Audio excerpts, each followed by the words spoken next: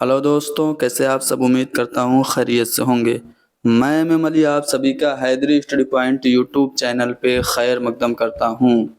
आज की अपनी इस क्लास में हम मल्टीग्रेड और जीआईसी लेक्चरर के सिलेबस के मुताबिक 30वीं क्लास में दो अहम कसीदा गो शुअरा को पढ़ेंगे जो नातिया कसीदा लिखने के लिए जाने जाते हैं।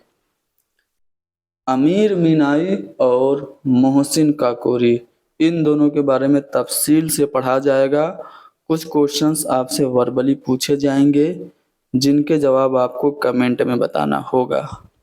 आप हमारी इस क्लास को लाइक कीजिए, शेयर कीजिए, हैदरी स्टडी पॉइंट को ज़रूर सब्सक्राइब कीजिए। तो चलिए शुरू करते हैं। शुरू करने से पहले एक शेर सुनिए कि खंजर चले किसी पे तड़पते हैं हम अमीर, खंजर चले किसी पे तड़पते हैं हम अमीर, सारे जहां का दर्द हमारे जिगर में है। ये शेर किसका है? अमीर मीनाई का है। तो हम अमीर मीनाई के बारे में पहले पढ़ेंगे। इनका असली नाम अमीर अहमद था। नवाब नसीरुद्दीन हैदर के ज़माने में सन 1828 में, कब? सन 1828 में ये लखनऊ में पैदा हुए थे।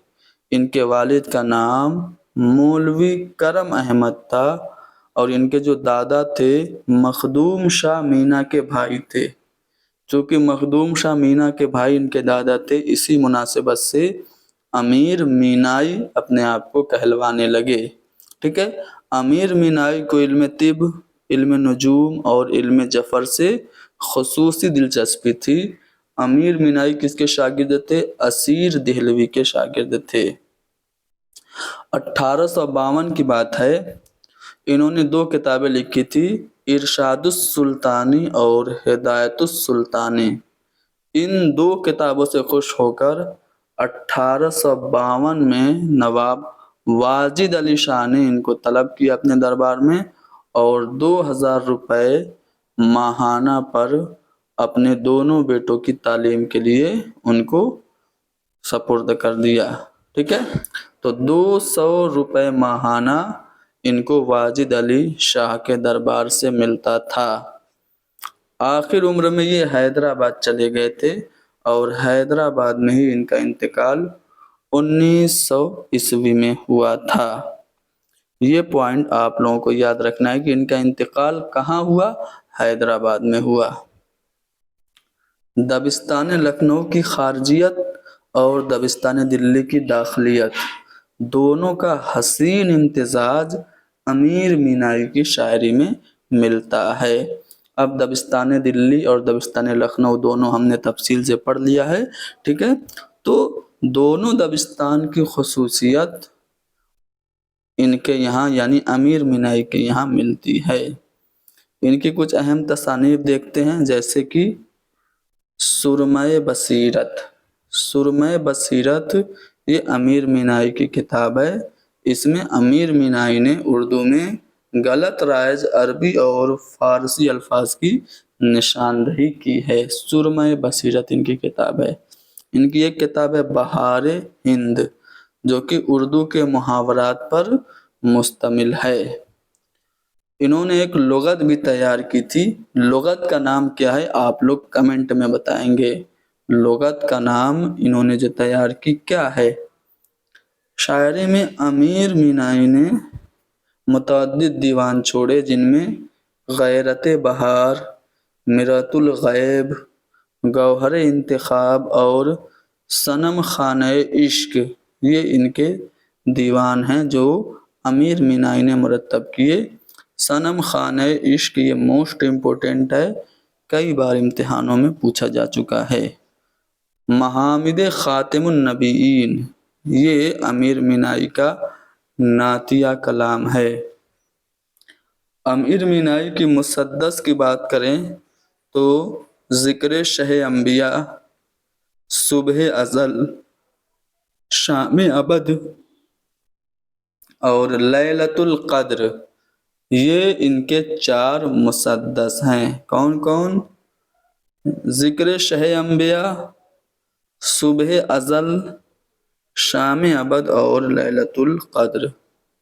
نور تجلی اور ابر کرم، یہ دونوں ان کی مثنویاں ہیں، موسٹ امپورٹنٹ ہیں۔ امیر مینائی کی مثنویاں نور تجلی اور ابر کرم ہیں۔ ان دونوں مثنویوں کا موضوع اخلاق و معرفت ہے۔ امیر مینائی نے نماز کے اسرار، زاد المعاد اور خیابان آفرینش جیسی اہم تصانیف بھی لکھی۔ تو امیر مینائی کی یہ سبھی تصانیف آپ لوگوں کو یاد رکھنا ہے۔ انہوں نے ایک لغت بھی تیار کی تھی، لغت کا نام آپ لوگ کمنٹ میں بتائیں گے۔ بہت آسان ہے اس لیے میں نہیں بتا رہا ہوں، آپ لوگ کمنٹ میں بتائیں گے یا پھر سرچ بھی کر لیں گے، ٹھیک ہے۔ ان کی تصانیف ایک بار میں بول دیتا ہوں جلدی سے۔ سرمہ بصیرت، بہار ہند، غیرت بہار، میرت الغیب، گوہر انتخاب، صنم خانہ عشق، محامد خاتم النبیین، ذکر شہ انبیاء، صبح ازل، شام ابد، لیلۃ القدر، نور تجلی، ابر کرم اور خیابان آفرینش، یہ سب تصانیف آپ لوگوں کو یاد رکھنا ہے۔ امیر مینائی غزل اور نعتیہ قصیدہ دونوں کے لیے جانے جاتے ہیں۔ امیر مینائی کے نعتیہ قصیدوں پر اظہار خیال کرتے ہوئے محمود الہی کیا لکھتے ہیں؟ اچھا، محمود الہی کی قصیدے سے متعلق ایک کتاب ہے، جب ہم نے قصیدہ کا فن پڑھا تھا تو اس وقت آپ کو بتایا تھا۔ کمنٹ میں یہ پوائنٹ بھی آپ لکھیں گے کہ محمود الہی کی قصیدہ سے متعلق جو کتاب ہے اس کا کیا نام ہے۔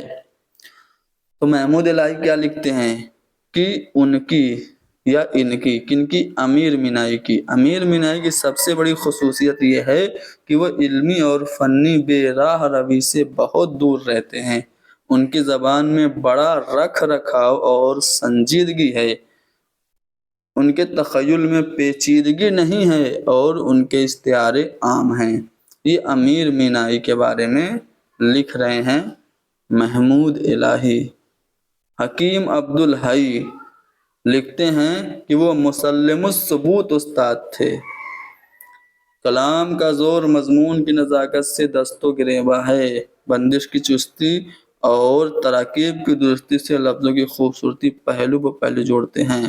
یہ پوائنٹ یاد رکھیے گا۔ نازک خیالات اور بلند مضامین اس طرح باندھتے ہیں کہ باریک نقاشی پر فصاحت آئینہ کا کام دیتی ہے، ٹھیک ہے۔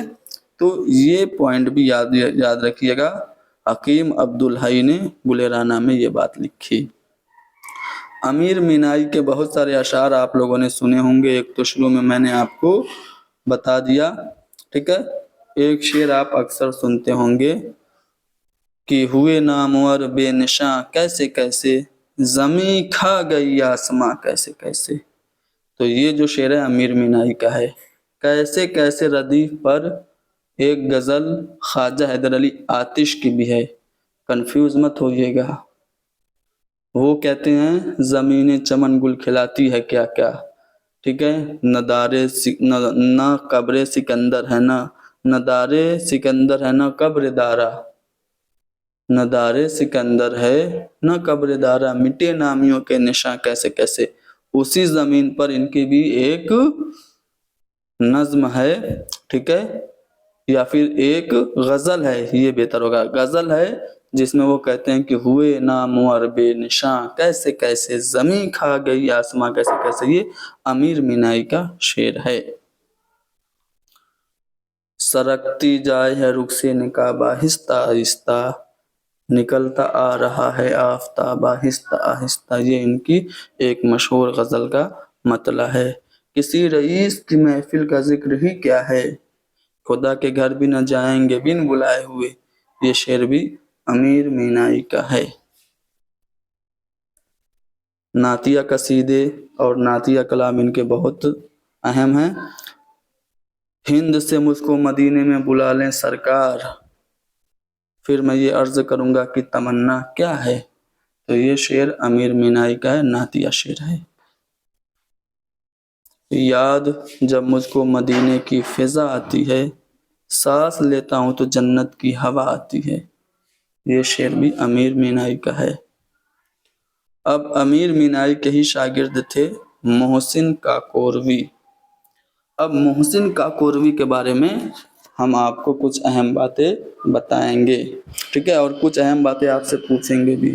2 سوال ہم نے امیر مینائی سے متعلق پوچھا ہے، کمنٹ میں آپ بتائیں گے کہ امیر اللغات کس کی لغت ہے، اور کیا پوچھا تھا میں نے، بہرحال میرے ذہن سے نکل کے کیا پوچھا تھا۔ چلو، محسن کاکوروی، ان کے بارے میں پڑھنا ہے تو 1826 میں یہ پیدا ہوئے تھے، ٹھیک ہے، کاکوری میں، جس کی وجہ سے محسن کاکوری کہلوائے۔ ان کا نام کیا ہے؟ ان کا نام جو ہے وہ محمد حسن ہے۔ محسن کاکوری کا نام یہاں پہ لکھنا میں بھول گیا، محمد حسن ان کا نام ہے۔ اور ان کا تاریخی نام کئی بار پوچھا جا چکا ہے۔ محسن کاکوری کا تاریخی نام منظور الہی ہے، ٹھیک ہے، محسن کاکوری کا تاریخی نام منظور الہی ہے۔ 1826 میں کاکوری میں پیدا ہوئے۔ والد کا نام حسن بخش تھا، اور حسن بخش یعنی ان کے والد ایک شاعر اور باکمال مصنف تھے۔ ان کے والد کی ایک کتاب ہے تفریح الاذکیاء فی احوال الانبیاء، ٹھیک ہے، یہ کتاب ہے جو حضرت آدم سے لے کے ہمارے نبی محمد مصطفیٰ صلی اللہ علیہ وآلہ وسلم تک کے حالات اس کتاب میں ہیں۔ محسن کاکوروی کی پرورش ان کے دادا حسین بخش نے کی تھی، ٹھیک ہے، اور ابتدائی تعلیم بھی انہوں نے ہی دی تھی۔ جب حسین بخش کی وفات ہو گئی تو پھر محسن کاکوروی اپنے والد مولوی عبد الرحیم کے پاس آئے اور ان سے تحصیل علم کیا، اور اس کے بعد انگریزی تعلیم بھی انہوں نے حاصل کی۔ ہائی کورٹ میں وکالت کا امتحان دے کر کامیاب ہوئے، اور آگرہ میں عدالتی کاموں میں بھی مصروف رہے، ٹھیک ہے۔ ان کی الفاظ کی شان و شوکت، تخیل کی بلند پروازی، بندش کی چستی، بیان میں شگفتگی، ندرت مضمون، مبالغہ آرائی، ہندوستانی تہذیب کی عکاسی، معنی آفرینی، جوش بیان، تسلسل اور روانی، یہ سب محسن کاکوروی کی قصیدہ کے امتیاز اور خصوصیت ہے، ٹھیک ہے۔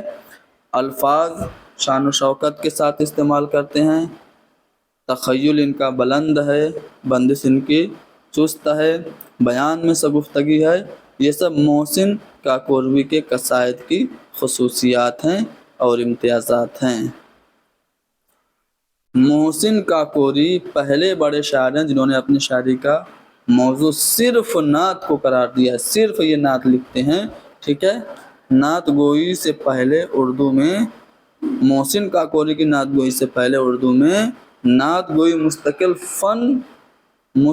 فن نہیں تسلیم کی جاتی تھی، لیکن محسن کاکوروی نے نعت گوئی کو ایک مستقل فن کی حیثیت عطا کی۔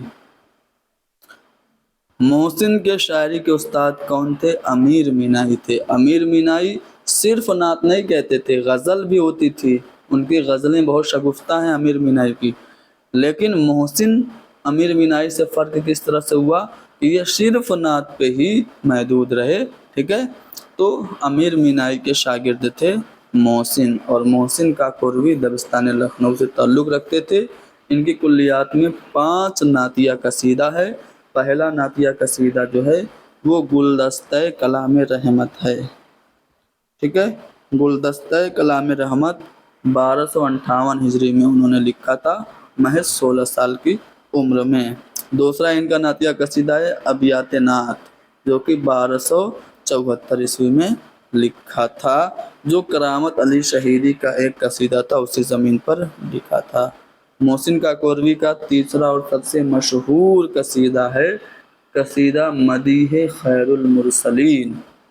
اب مدیح خیر المرسلین کو ہم سمت کاشی سے چلا جانب متھرا بادل اس نام سے جانتے ہیں۔ یہ اس نام سے اس کا پہلا مصرع ہے کہ سمت کاشی سے چلا جانب متھرا بادل، تو یہ قصیدہ ہی مدیح خیر المرسلین ہے۔ یہ غیر مردف قصیدہ ہے، یعنی اس میں ردیف نہیں ہے، اور یہ قصیدہ عرفی کی زمین پر لکھا گیا ہے۔ اردو میں یہ قصیدہ شاہکار کی حیثیت رکھتا ہے۔ اس میں ہندوستانی اساطیر، ہندو روایات، صنمیات، عقائد، ہندو مذہب، ہندوستانی تہذیب اور دیگر تلمیحات کا ذکر ہے۔ یہ پوائنٹ اس طرح سے بھی پوچھ سکتا ہے کہ کن کے قصیدوں میں آپ کو ہندوستانی اساطیر و ہندو روایات دیکھنے کو ملتی ہیں، تو وہ محسن کاکوروی ہیں۔ پورا قصیدہ ہمارے رسول، ہمارے نبی محمد مصطفیٰ صلی اللہ علیہ وآلہ وسلم کی شان میں ہے۔ اردو، عربی، فارسی اور سنسکرت کا حسین امتزاج ہے یہ قصیدہ۔ سمت کاشی سے چلا جانب متھرا بادل، برق کے کادے پہ لاتی ہے صبا گنگا جل، گھر میں اشنان کریں سرو کدانے گوکل، جا کے جمنا پہ نہاتا ہے، اب نہاتا بھی ہے ایک طول عمل۔ تو یہ قصیدہ کے 2 اشعار میں نے پڑھ دیے۔